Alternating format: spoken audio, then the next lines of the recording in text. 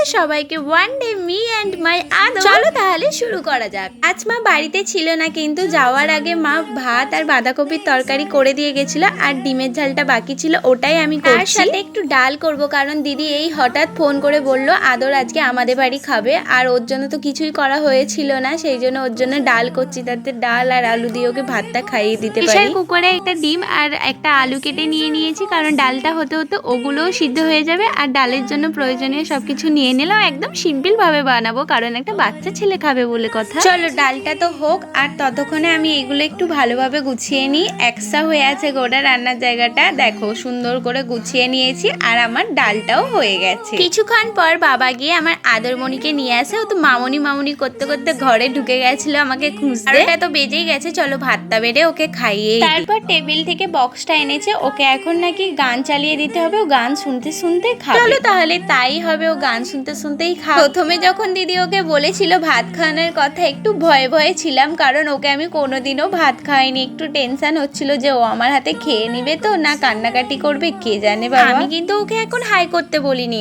ও নিজে থেকেই হাই করলো। একটু একটু ব্যাপারটা ও শিখে যাচ্ছে আস্তে আস্তে। দিদুন কই? দিদুন কই? দিদুন নেই, কোথায় গেছে?